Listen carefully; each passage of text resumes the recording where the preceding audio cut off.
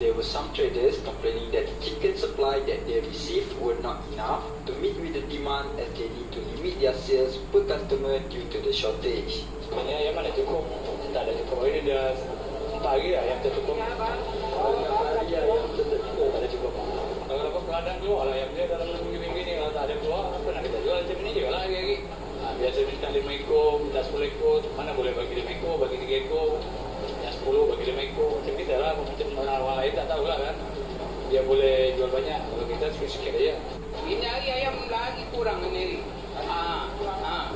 Besok dah terus. Besok dah terus. Besok dah terus. Besok mungkin tak ada. Ini hari pergi kot tak ada ni. Lori tak jalan. Kita pakai jual mana kita tahu ni lah. Macam ni macam yang sekarang yang stop ladang, bukan tengah. Orang tu bukan dari yang tengah ni kan. Ini dari ladang. Ladang kalau dia tutup habis. Dia pergi yang pegang semua. The shortage in the supply of fresh poultry, compounded by the steady demand for the essential food item, has forced chicken traders to close their shops early.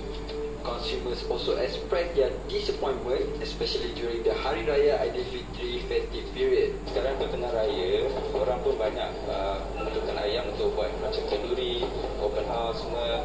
So saya jangkakan mungkin selepas raya ni ayam pun akan kembali kembali banyak di pasaran lah.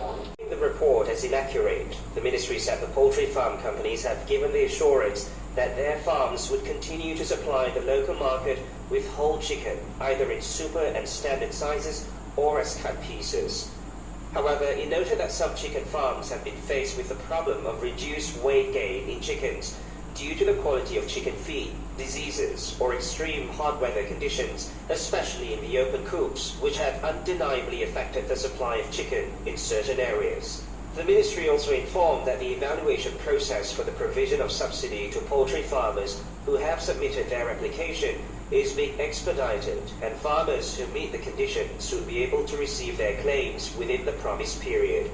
The statement added that MAFI will continue to hold meetings and engage with all parties who are directly involved in the chicken supply chain to ensure continuity of supply.